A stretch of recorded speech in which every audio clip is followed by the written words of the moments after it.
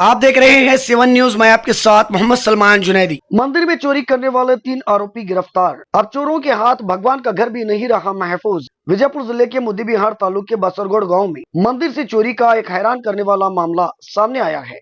दरअसल पवाद बसवेश्वर मंदिर के गर्भगृह से चांदी की मूर्ति चोरी होने के मामले में पुलिस ने गुजरात मूल के 3 आरोपियों को गिरफ्तार किया है।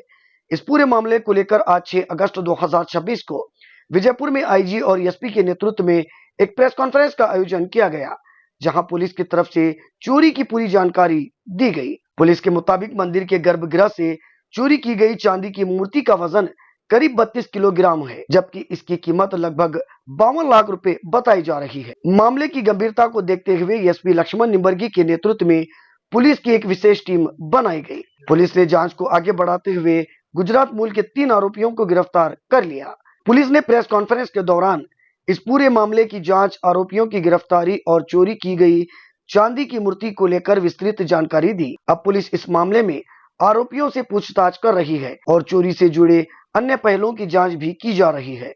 इस मामले को लेकर आईजी और एसपी ने क्या कहा है, देखिए। ಇವತ್ತು ಬಿಜಾಪುರ ಪೊಲೀಸರು ಎಸ್ಪಿ ರವರ ನೇತೃತ್ವದಲ್ಲಿ ಮಾಡಿದಂತ ಒಂದು ಪ್ರಮುಖ ಡಿಟೆಕ್ಷನ್ ಬಗ್ಗೆ ಈ ಮಾಹಿತಿ ನೀಡಕ್ಕೆ ಈ ಒಂದು ಪತ್ರಿಕಾಗೋಷ್ಠಿ ಮಾಡ್ತಾ ಇದೀವಿ।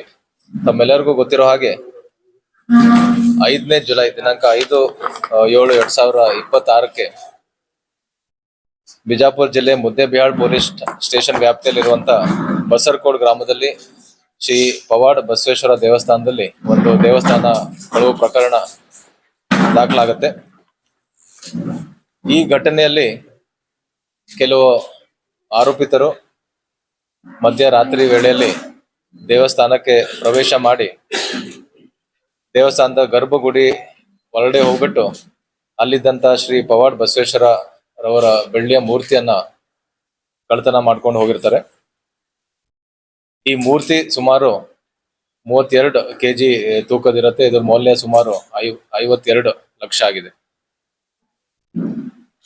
ಇಷ್ಟು ಬೆಳೆ ಬಾಳುವ ಒಂದು ಕಳ್ಳತನ ಪ್ರಕರಣ ವರದಿಯಾಗಿತ್ತು। ಅದಲ್ಲದೆ ತಮ್ಮೆಲ್ಲರಿಗೂ ಗೊತ್ತಿರೋ ಹಾಗೆ ಈ ಒಂದು ದೇವಸ್ಥಾನ ಬಹಳ ಪ್ರಸಿದ್ಧವಾದಂತ ದೇವಸ್ಥಾನ ಮತ್ತೆ ಮಹತ್ವವಾದಂತ ದೇವಸ್ಥಾನ। ಬಸರಕೋಟ್ ಗ್ರಾಮದಲ್ಲಿ ಹಾಗೂ ಸುತ್ತಮುತ್ತ ಗ್ರಾಮದಿಂದ ಸಾವಿರಾರು ಜನ ಭಕ್ತರು ಈ ದೇವಸ್ಥಾನಕ್ಕೆ ಬಂದು ಹೋಗ್ತಿರ್ತಾರೆ। ಸೊ ಹಾಗಾಗಿ ಈ ಒಂದು ಪ್ರಕರಣವನ್ನ ನಾವು ಬಹಳ ಗಂಭೀರವಾಗಿ ತಗೊಂಡಿದ್ವಿ ಹಾಗೂ ಎಸ್ಪಿ ರವರು ಈ ಒಂದು ತನಿಖೆಯನ್ನ ಮುಂದಾಳತ್ವವನ್ನು ಮಾಡಿ ಸುಮಾರು 4 ತಂಡಗಳನ್ನ ಪತ್ತೆ ಕಾರ್ಯ ಮಾಡಕ್ಕೆ 4 ತಂಡಗಳನ್ನ ರಚನೆ ಮಾಡಿದ್ರು। ಈ ತಂಡದಲ್ಲಿ ಪ್ರಮುಖವಾಗಿ ಬಸವನ್ ಬಾಗೇವಾಡಿ ಉಪವಿಭಾಗದ ಡಿಎಸ್ಪಿ ರವರಾದಂತ ಚಂದ್ರಕಾಂತ್ ನಂದರೆಡ್ಡಿ ರವರು, ಮೊಹಮ್ಮದ್ ಫಜುದ್ದೀನ್ ಸಿಪಿಐ ಮುದ್ದೇಬಿಹಾಳ್ ರವರು, ಸಂಜಯ್ ತಿಪ್ಪಾರೆಡ್ಡಿ PSI ಮುದ್ದೇಬಿಹಾಳ್ ಹಾಗೂ RS ಭಂಗಿ PSI ರವರು ಹಾಗೂ ಸುಮಾರು 20 ಜನ ಬೇರೆ ಬೇರೆ ಪೊಲೀಸ್ ಠಾಣೆಯಿಂದ ಪೊಲೀಸ್ ಅಧಿಕಾರಿ ಹಾಗೂ ಸಿಬ್ಬಂದಿಯವರ ಒಂದು ತಂಡವನ್ನ ಮಾಡಿ ಬಹಳಷ್ಟು ಆಳವಾಗಿ ಹಾಗೂ ಬೇರೆ ಬೇರೆ ರೀತಿಯಿಂದ ತನಿಖೆಯನ್ನ ಮಾಡಿ ಪ್ರಕರಣನ ಪತ್ತೆ ಮಾಡಿದ್ದಾರೆ। ಇದರದ್ದು ವಿಶೇಷತೆ ಏನಂತಂದ್ರೆ ಈ ಒಂದು ಪ್ರಕರಣದಲ್ಲಿ ಭಾಗಿಯಾಗಿರುವಂತ ಆರೋಪಿತರು ಸ್ಥಳೀಯ ಆರೋಪಿಯವರು ಆಗಿರಲ್ದೆ ಬೇರೆ ರಾಜ್ಯದ ಆರೋಪಿತರಿದ್ದು ಬಿಜಾಪುರಿಗೆ ಬಂದು ಈ ಒಂದು ಕಳ್ಳತನ ಮಾಡ್ಕೊಂಡು ಹೋಗಿರ್ತಾರೆ। ಸೊ ಯಾವುದೇ ತರದ ಒಂದು ಕ್ಲೂ ಇಲ್ಲದೆ ಇದ್ದಂತ ಒಂದು ಪ್ರಕರಣವನ್ನ ಬಹಳ ಉತ್ತಮವಾಗಿ ತನಿಖೆಯನ್ನ ಮಾಡಿ ಅಹಮದಾಬಾದ್ ನಗರದಿಂದ 3 ಆರೋಪಿಯನ್ನ ಈ ತಂಡ ದಸ್ತಗಿರಿ ಮಾಡಿದ್ದಾರೆ।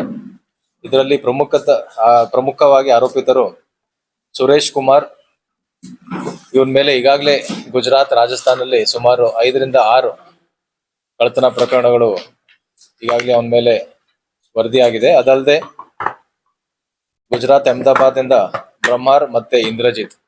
ಸೊ ಈ ರೀತಿ ಅಹಮದಾಬಾದ್ ನಗರದಿಂದ 3 ಜನ ಆರೋಪಿತರನ್ನ ಅರೆಸ್ಟ್ ಮಾಡಿ ಅವರಿಂದ ಸುಮಾರು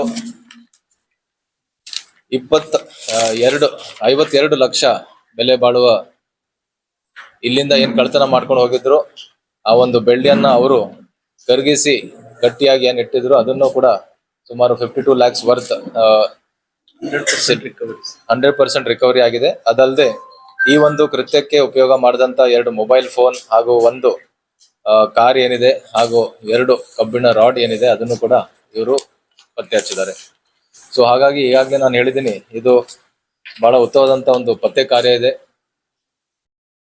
ಪ್ರಕರಣ ವರದಿ ಆಗಿ ಅಲ್ಲಿ ನಮ್ಮ ತಂಡ ಹೋಗಿ ಪರಿಶೀಲನೆ ಮಾಡಿದಾಗ ಯಾವುದೇ ತರದ ನಮಗೆ ಕ್ಲೂ ಮೊದಲು ಸಿಕ್ಕಿರ್ಲಿಲ್ಲ. ಆಮೇಲೆ ಇನ್ನೂ ಹೆಚ್ಚಿನ ಒಂದು ತನಿಖೆ ಮಾಡಿ ಏನೇನು ಸಣ್ಣ ಪುಟ್ಟ ಎವಿಡೆನ್ಸಸ್ ಮತ್ತೆ ಸಾಕ್ಷ್ಯಾಧಾರ ಸಿಕ್ತು, ಅದರ ಆಧಾರದ ಮೇಲೆ ಅದನ್ನೆಲ್ಲ ಬೆನ್ನತ್ತಿ ಅಹಮದಾಬಾದಿಗೆ ಹೋಗಿ ಸುಮಾರು 10-15 ದಿನ ಅಹಮದಾಬಾದ್ ಅಲ್ಲಿದ್ದು ಯಾರ್ಯಾರು ಸಸ್ಪೆಕ್ಟ್ಸ್ ಇದ್ದಾರೆ ಅವ್ರ ಬಗ್ಗೆ ಎಲ್ಲ ಮಾಹಿತಿಯನ್ನ ಕಲೆ ಹಾಕ್ಬಿಟ್ಟು ಕೊನೆಯದಾಗಿ ಈ 3 ಜನ ಆರೋಪಿಗಳನ್ನ ಅರೆಸ್ಟ್ ಮಾಡೋದ್ರಲ್ಲಿ ಯಶಸ್ವಿಯಾಗಿದ್ದಾರೆ. ಮತ್ತೆ ಅದಲ್ಲದೆ ಇಲ್ಲಿಂದ ಏನು ಸುಮಾರು 32 kg ಬೆಳ್ಳಿ ಕಳ್ಳತನ ಆಗಿತ್ತು, ಅದನ್ನು ಕೂಡ 100% ರಿಕವರಿ ಆಗಿದೆ. ಮತ್ತೆ ಸುಮಾರು ಈಗಾಗಲೇ ಹೇಳ್ದಂಗೆ 52 ಲಕ್ಷ ಮೌಲ್ಯದ ಕಳುವಾದ ಮಾಲುಗಳನ್ನ ನಾವು ಜಪ್ತಿ ಮಾಡಿದೀವಿ.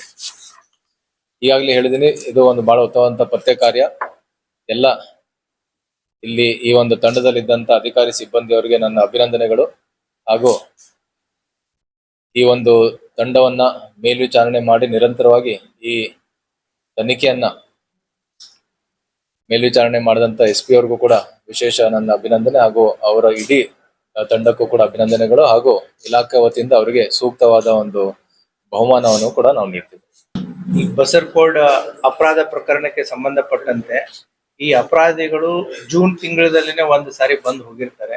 ಬಂದು ಹೋಗಿ ದೇವಸ್ಥಾನದ ಒಂದು ಸಂಪೂರ್ಣವಾದಂತ ವಿವರವನ್ನ ಮತ್ತೆ ರೆಕ್ಕಿ ಮಾಡಿರ್ತಾರೆ.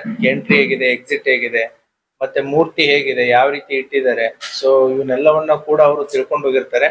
ಮತ್ತೆ ಈ ಆರೋಪಿಗೆ ಚಿತ್ರದುರ್ಗದ್ದು ಲಿಂಕ್ ಇರುತ್ತೆ. ಸೊ ಅವನು ಈ ರಸ್ತೆಯಲ್ಲಿ ಹೋಗಿ ಬಂದು ಮಾಡಿದ್ದು ಇದೆ ಮುಂಚೆನೂ ಕೂಡ. ಸೊ ಈ ಹೈವೇ ಮೇಲೆ ಹೋಗಿ ಬಂದು ಮಾಡಿರೋದ್ರಿಂದ ಈ ದೇವಸ್ಥಾನ ಕಳ್ಳತನ ಮಾಡೋದೊಂದು ಹ್ಯಾಬಿಟ್ ಇದೆ. ಯಾಕಂದ್ರೆ ಅವನ ಮೇಲೆ ಒಂದು 5-6 ಕೇಸ್ಗಳು ಈಗಾಗಲೇ ರಾಜಸ್ಥಾನ ಮತ್ತೆ ಗುಜರಾತ್ ಆಗಿದಾವೆ. ಆ ಹಿನ್ನೆಲೆಯಲ್ಲಿ ಬಸರ್ಕೋಡಿಗೆ ವಿಸಿಟ್ ಕೊಟ್ಟಾಗ ಈ ಟೆಂಪಲ್ ತಾವು ನೋಡಿದ್ರೆ ಆ ಮೂರ್ತಿಯನ್ನ ಜಸ್ಟ್ ಲಿಫ್ಟ್ ಮಾಡಿ ಇಡೋ ರೀತಿ ಇದೆ. ಸೊ ಅಂದ್ರೆ ಇದು ನಾಟ್ ಫಿಕ್ಸ್ ಮಾಡಿಲ್ಲ ಅದನ್ನ.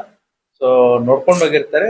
So on the day of offence ರಾತ್ರಿ ಹೊತ್ತು ಬಂದ್ಬಿಟ್ಟು ಅಲ್ಲೆಲ್ಲ ಉಳಿದವರೆಲ್ಲ ಮಲಗಿದಾಗ ಅದನ್ನ ತಗೊಂಡು ಹೋಗಿ 5th night and 6th early morning offence ಆಗಿದೆ. 8ನೇ ತಾರೀಕು ಹೋಗ್ಬಿಟ್ರೆ ಆ ಮೂರ್ತಿಯನ್ನ 4 ತುಂಡುಗಳನ್ನಾಗಿ ಮಾಡಿ ಮೆಲ್ಟ್ ಮಾಡಿ ಅದನ್ನ ಡಿಸ್ಪೋಸ್ ಮಾಡಿರ್ತಾರೆ. ಯಾಕಂದ್ರೆ ಮೊದಲನೇ ಆರೋಪಿ ಏನಿದಾನೆ ಇವನು ಮುಂಚೆ ಒಂದ್ ಸ್ವಲ್ಪ ಬಂಗಾರದ ಅಂಗಡಿಯಲ್ಲಿ, ಬೆಳ್ಳಿ ಅಂಗಡಿಯಲ್ಲಿ ಕೆಲಸ ಮಾಡಿನೂ ಕೂಡ ಇವನ್ಗೆ ರೂಢಿ ಇರುತ್ತೆ. ತದನಂತರ based upon lot of human efforts, so ಸಾಕಷ್ಟು ತನಿಖೆಯಲ್ಲಿ ಎಫರ್ಟ್ಸ್ ಗಳನ್ನ ಮಾಡಿ ಇವರ ಬಗ್ಗೆ ಸ್ವಲ್ಪ ಮಾಹಿತಿಯನ್ನ ಕಲೆಕ್ಟ್ ಮಾಡಿ ಸುಮಾರು 15 ಡೇಸ್ ಅಹಮದಾಬಾದಲ್ಲೇ ನಮ್ಮ ತನಿಖಾ ತಂಡ ಅಲ್ಲೇ ಇದ್ದು ಈ ಆರೋಪಿಗಳನ್ನ ಪತ್ತೆ ಮಾಡಿ ತಗೊಂಡ್ಬಂದಿದ್ದಾರೆ. ಸೊ ಏನ್ ಡಿಸ್ಪೋಸ್ ಮಾಡಿದ್ರು, ಸೊ ಡಿಸ್ಪೋಸ್ ಮಾಡಿದವ್ರ ಕಡೆ ಅಂದ್ರೆ ಈ ಗಟ್ಟಿ ಬೆಳ್ಳಿ ಸುಮಾರು 23 kg 1 kg ಗಟ್ಟಿ ಬೆಳ್ಳಿ ಇದೆ. ಮತ್ತೆ 4 kg ಕೂಡ ಅದು ಮೂರ್ತಿ ತುಂಡು ಮಾಡಿದಂತ ಬೆಳ್ಳಿನೂ ಕೂಡ ಸಿಕ್ಕಿದೆ. ಸೊ 100% ರಿಕವರಿ ಆಗಿದೆ. ತನಿಖಾ ತಂಡ ಸುಮಾರು 1 ತಿಂಗಳಕ್ಕಿಂತಲೂ ಹೆಚ್ಚು ಇದರಲ್ಲಿ ಶ್ರಮ ವಹಿಸಿ ಇದನ್ನ ಪತ್ತೆ ಮಾಡಿದ್ದಾರೆ.